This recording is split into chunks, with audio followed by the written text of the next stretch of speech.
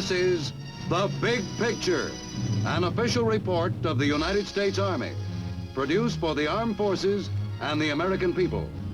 Now, to show you part of the big picture, here is Sergeant Stuart Queen.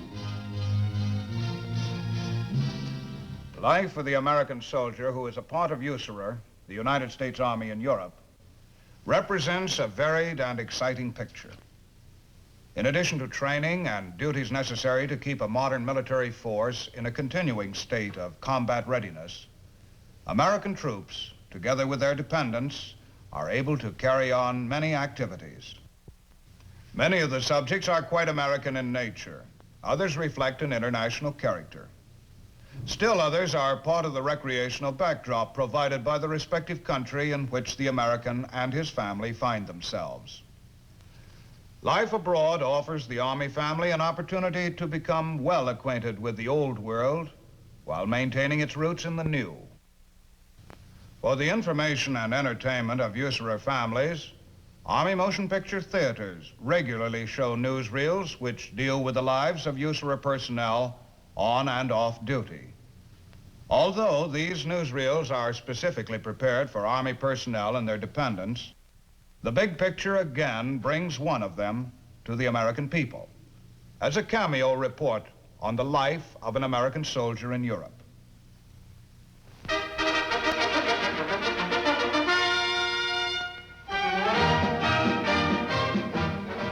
Near Augsburg, Germany, the 11th Airborne Division Band helps herald in a soapbox derby.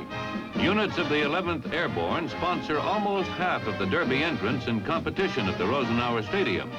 All soapboxes are transferred to the inspection lines where a group of trained men scrutinize the jazzed-up jalopies that the youngsters piece together all by themselves. Axles are measured and each soapbox is carefully weighed in, for each entry must conform with rigid mechanical specifications.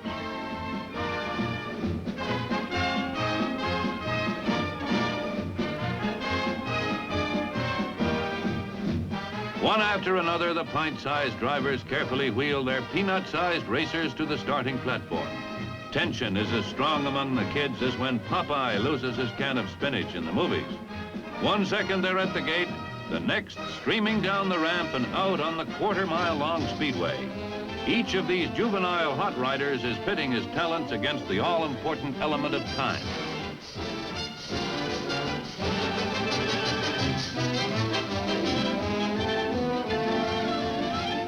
The competition is keen, and each and every one of these youngsters is dead serious about winning this preliminary derby. Hard-working officials and even hard-working spectators all agree the racing youngsters put on a fine show, one and all. Miniature race cars continue to burn up the track as hopes and dreams come true as other eager young minds await the next race.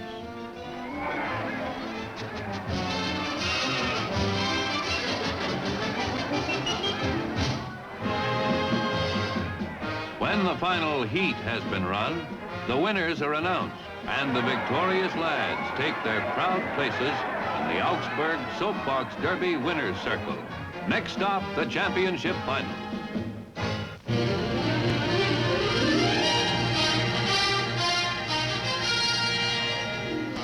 Majestic Jenner Mountain near Berchtesgaden, Germany, towers 6,500 feet above sea level.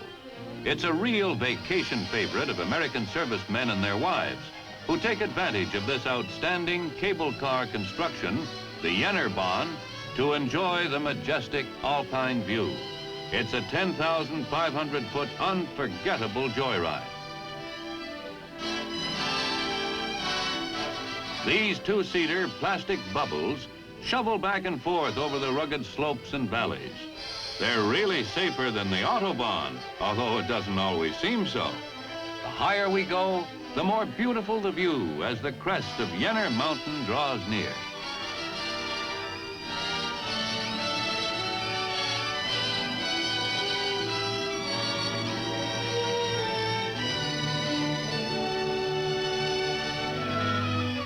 From the summit station, it's a breathtaking view of the Alps. The snow-covered peaks sparkle in the bright sunlight. And the scenery is unparalleled. It's a real deal for the GI in Europe. This is really something to tell the folks at home.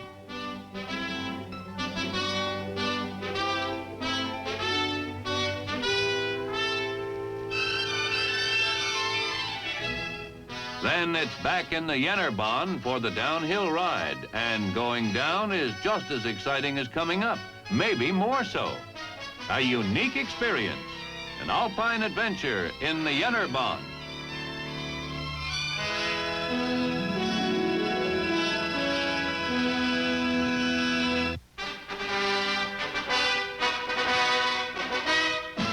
Parachute infantry of the famed 11th Airborne Division in Europe board C-119s at Neubiberg Air Force Base for the latest wrinkle in human bombs. This is a planned drop where the critical drop zone will be pinpointed with newly bombed target accuracy using a system called CARP, or Computed Air Release Points.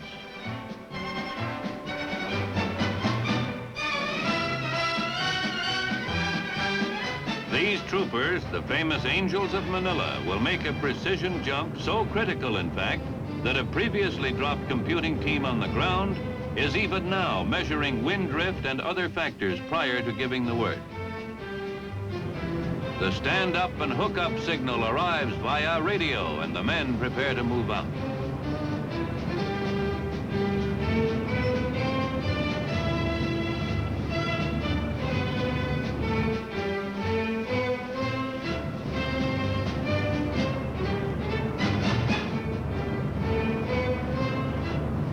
At the jump signal, out they go, jumping at an elevation of 1,250 feet and at the normal interval of 1 man per second.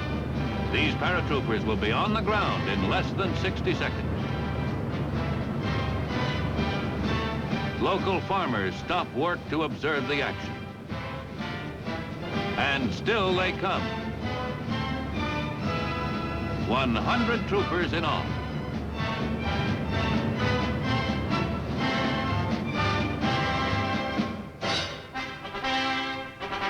And the landing, perfect, right in the hip pocket.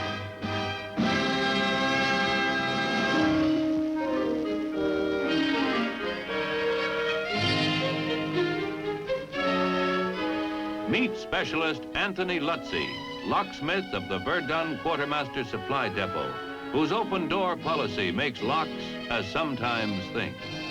His job in the Army is certainly unique, but nevertheless very important.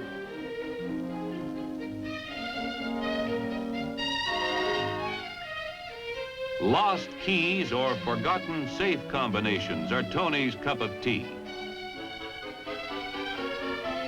With his bag of tricks, there aren't many locks too tough for him.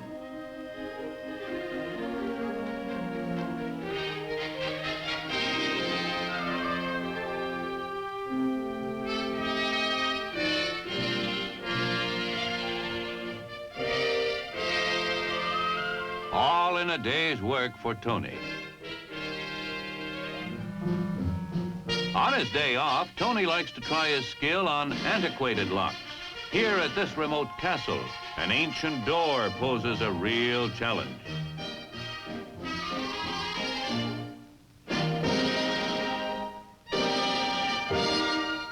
Perhaps this door hasn't been opened for generations.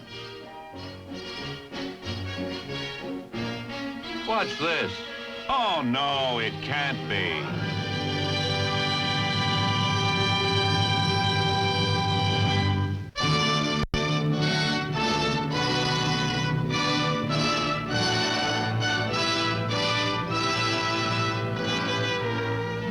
Arriving in Ettelbruck, Luxembourg, is Major General W. Paul Johnson and family, among the many dignitaries attending ceremonies honoring General George W. Patton, Jr. Remembrance Day is set aside by the people of Luxembourg, honoring their World War II liberator. Prince Felix of Luxembourg arrives to officiate over the ceremonies. Soldiers of 2 nations pass in review.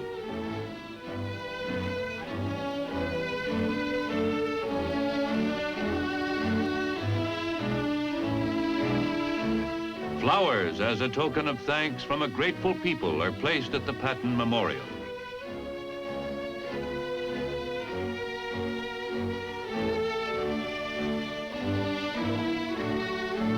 A sincere tribute to a great soldier.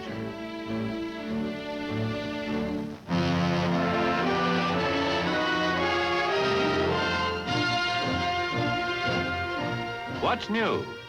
The Army Pictorial Center demonstration team from New York shows just what mobile tactical TV can do and how it works at Baumholder, Germany.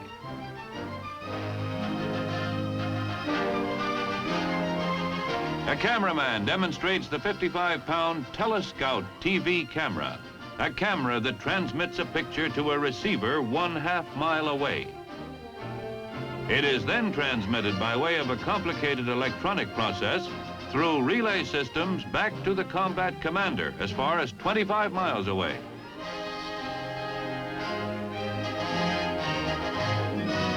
In the control room, one of multiple images from different cameras is selected for projection to the command tent. Europe gets a good look at combat TV.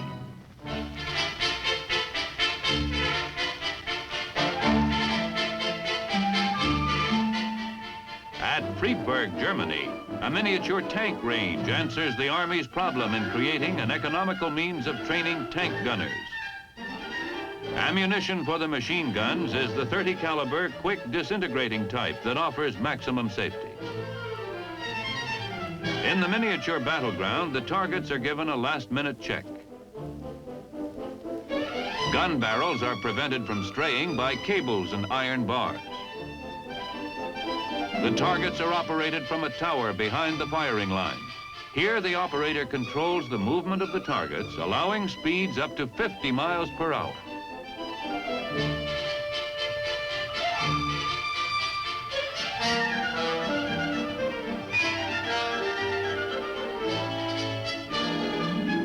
So it's on target.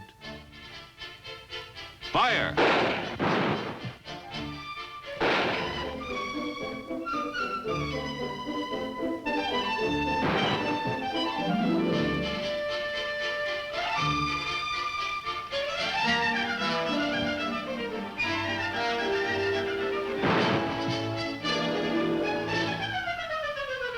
Improved marksmanship is the payoff in this new and valuable addition to Army training methods.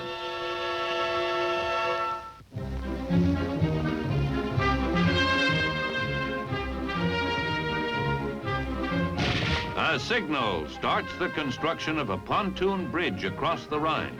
The 498th Engineer Battalion wastes no time getting underway, for this is to be an attempt to break existing records. Teamwork and split-second timing keynote the race against the clock.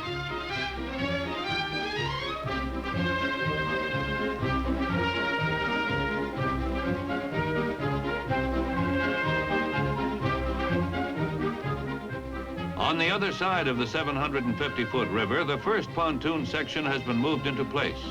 Lieutenant General John Uncle, 7th Corps Commanding General, is among the interested spectators. Excitement mounts as the span nears completion.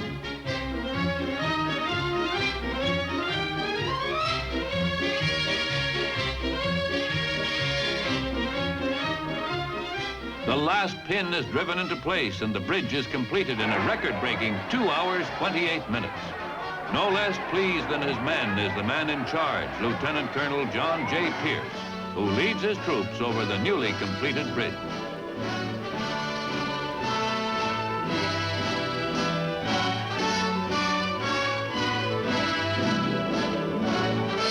It's a twofold celebration, for the Corps of Engineers is 182 years old this same day. A 20-foot-long cake helps the bridge builders commemorate a job well done.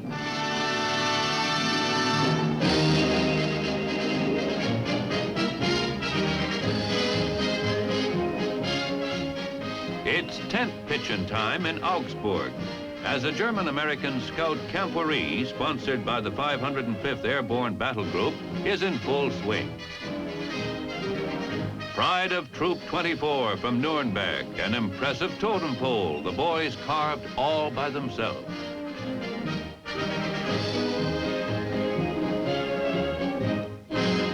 Displaying its steady hand in the culinary arts, the boys whip up a gourmet's delight.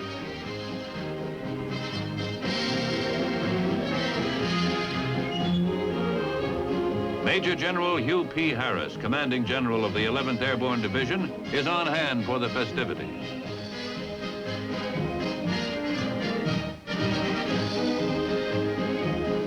American and German flags are raised, marking the beginning of the presentation ceremonies.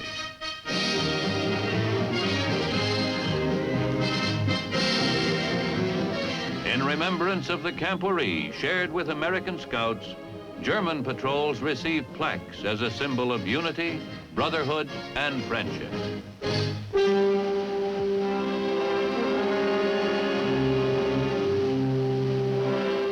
It's 0400 hours, and Honest John, until recently a classified missile, is ready to fire.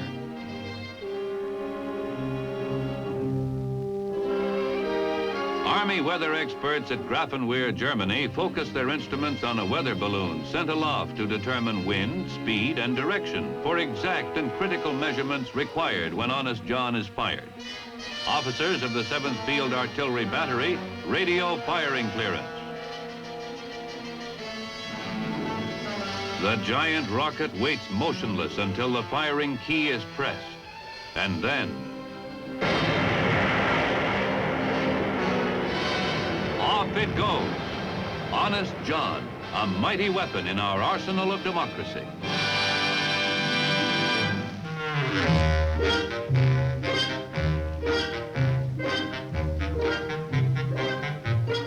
Animals and soldiers just naturally congregate, and the Frankfurt Zoo draws its share of vacationing GIs. Seals apparently are hollow. At least they can eat fish all day long and come right back for more.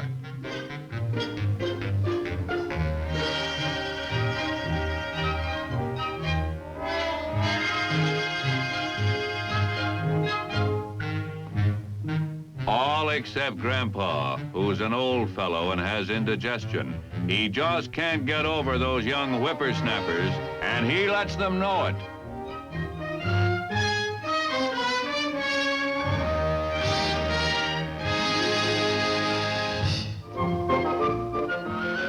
From tropical Africa comes old Mammalia perissodactyla. You say it looks like a rhinoceros? You're right. That must be his Latin moniker. And speaking of Africa, who's afraid of lions? Not me.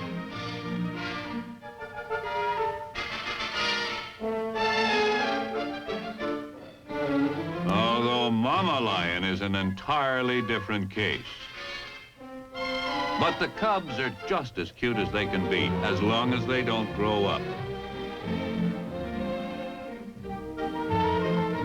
Now here's a place where the people come to see the chimpanzees, although the chimps think it's the other way around.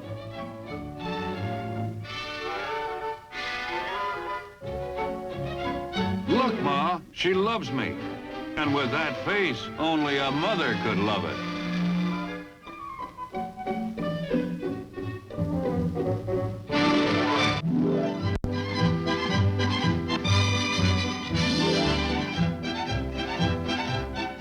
Look at all those Schaefer hounds. Yes, this is Landstuhl, Germany, where the quartermaster school maintains a training school for future guard dogs. Here, Rover and his pals learn obedience to commands and master many tricks that will make them valuable assets to the Army.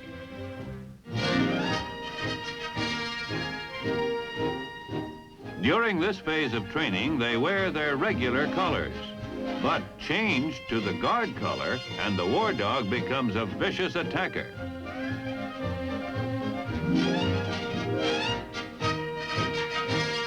This is demonstrated on a well-padded soldier who pretends he's worried, and he is.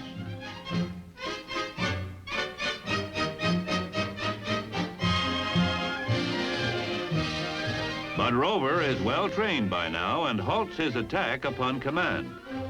Fences don't even slow down a good guard dog.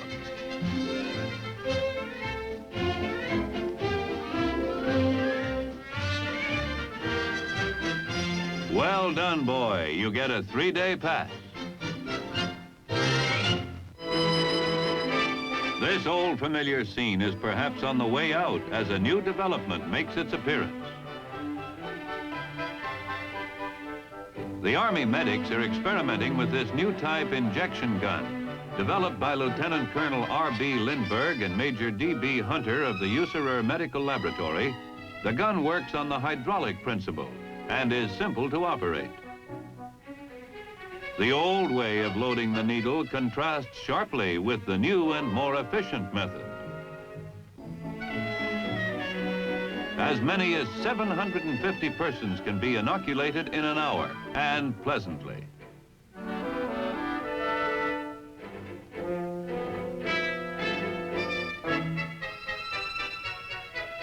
Another milestone for the Army medics.